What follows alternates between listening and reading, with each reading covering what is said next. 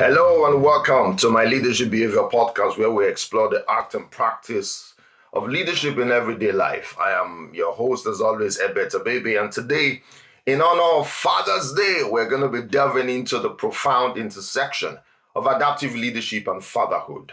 Fatherhood, much like leadership, is a journey filled with challenges, growth, and transformation.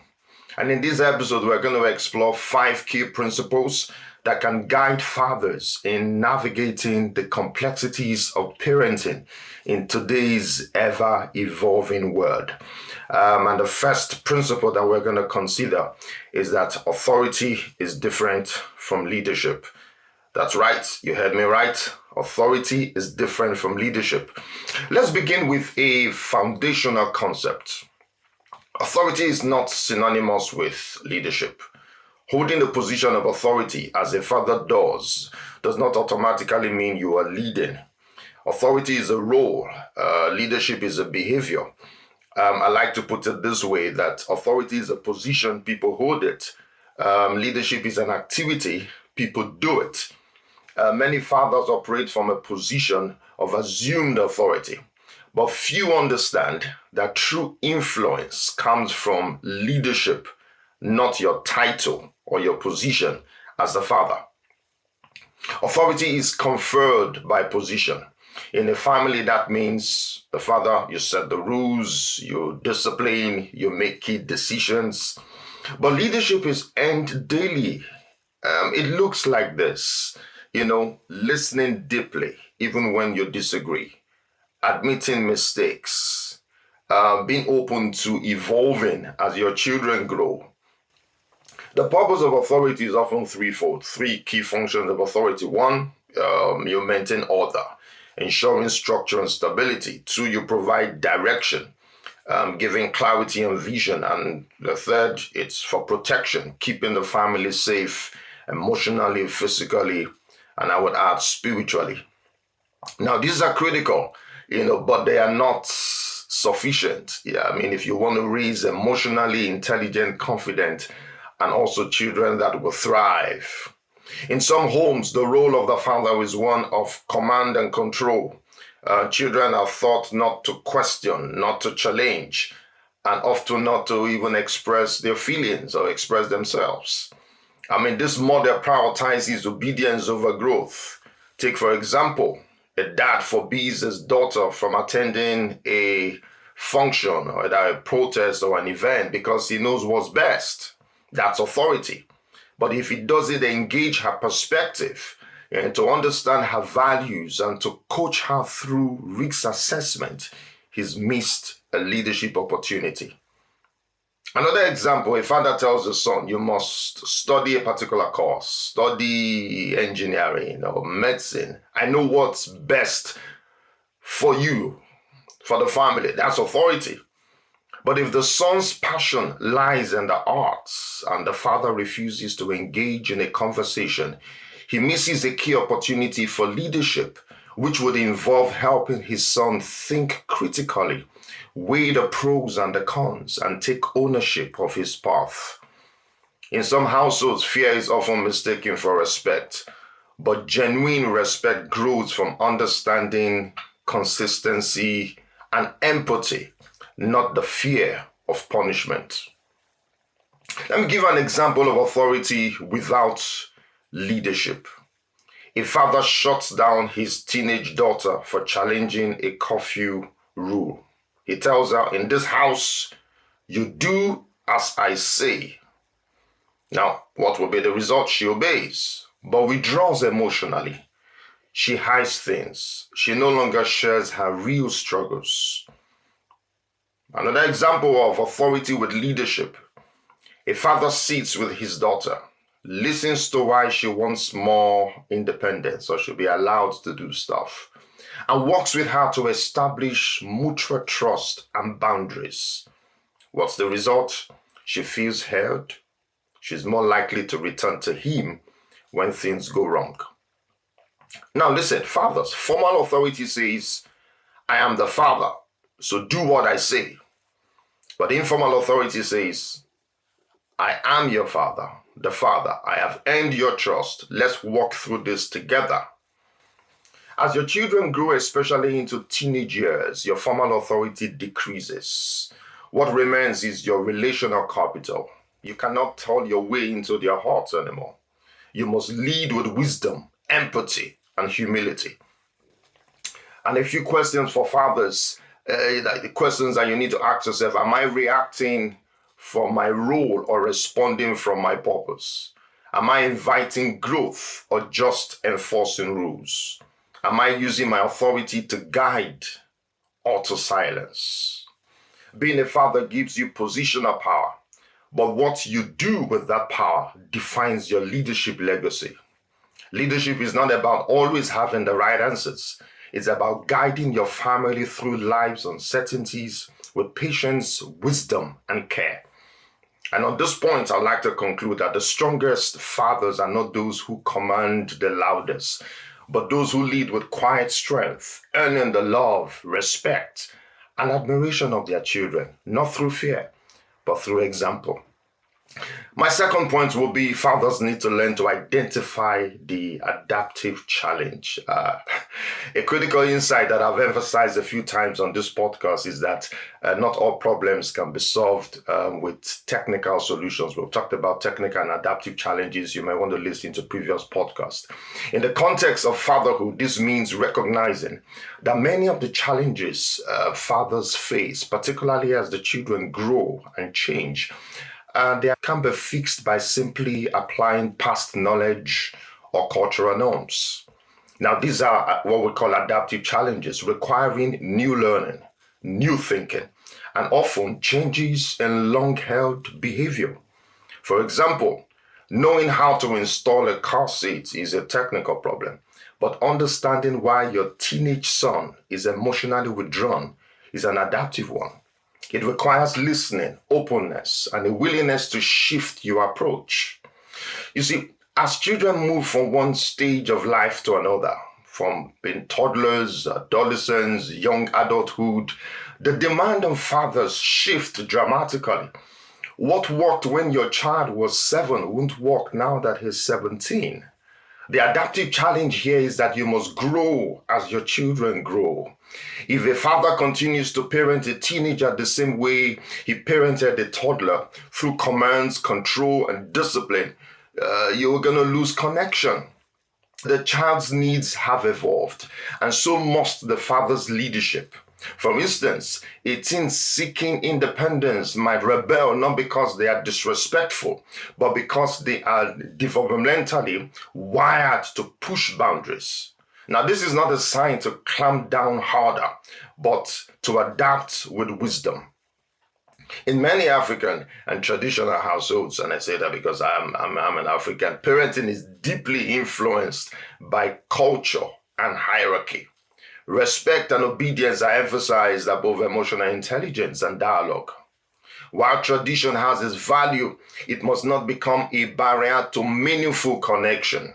Fathers must be willing to challenge cultural expectations when those expectations limit their ability to support their children adaptively.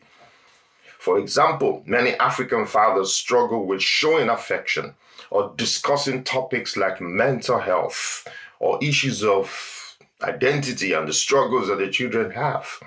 Yet these are very important areas where today's children need emotional support and openness.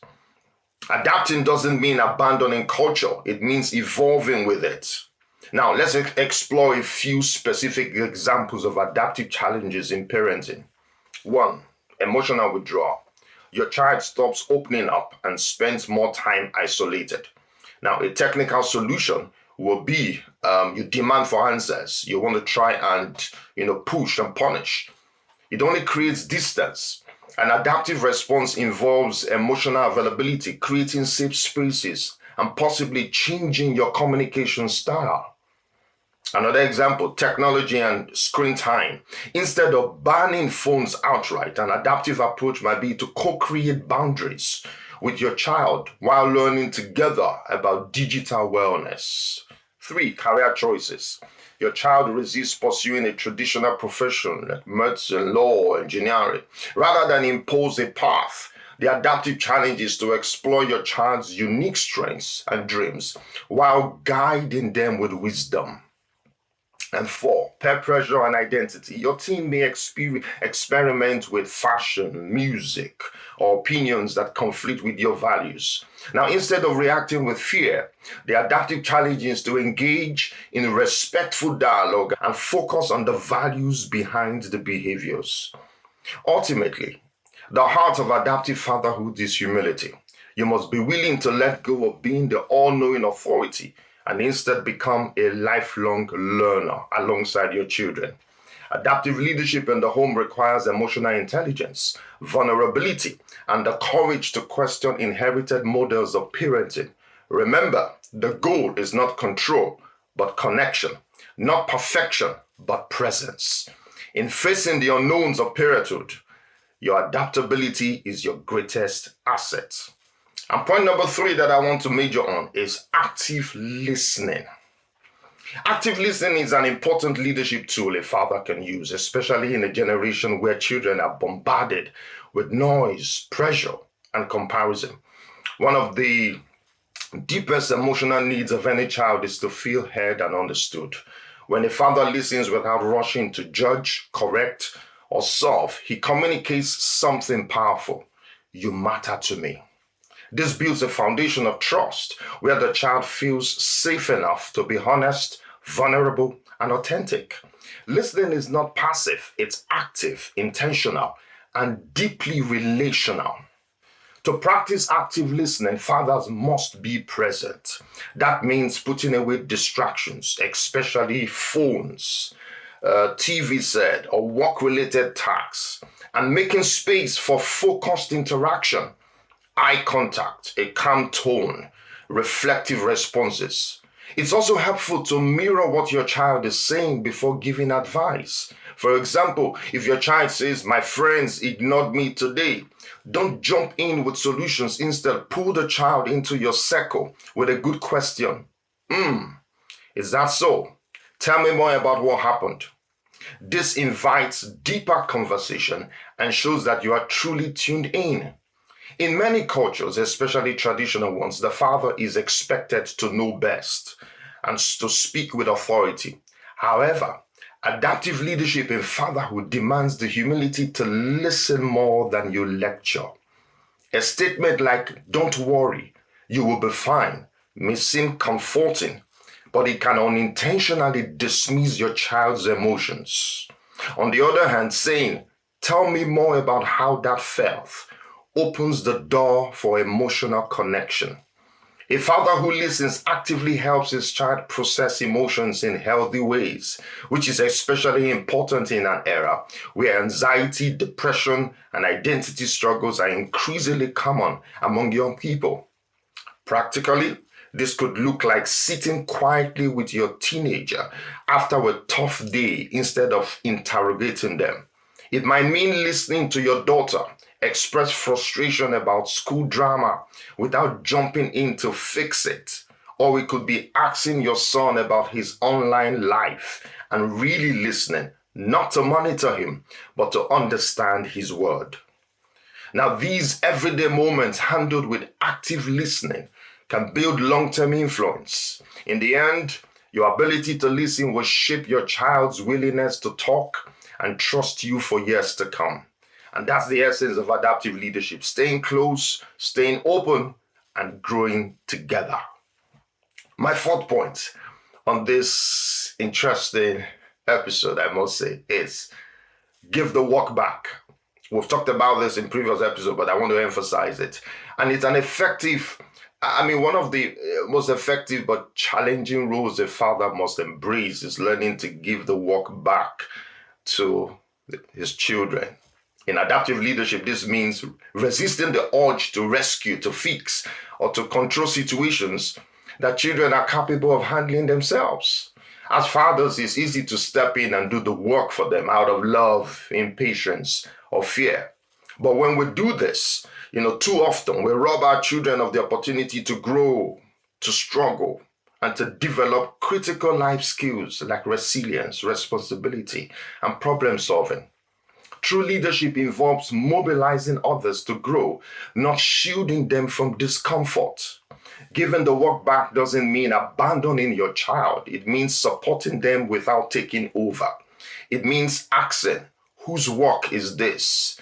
Before stepping in. For instance, if your child forgets their homework, instead of rushing to deliver it to school, you might let them face the consequences and then talk about time management with them.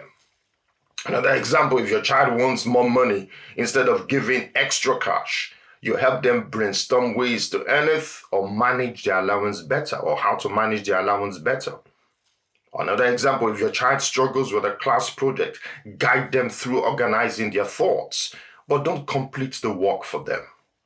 Growth happens through engagement, not shortcuts. Fathers must learn to tolerate the tension of watching the children wrestle with life's challenges.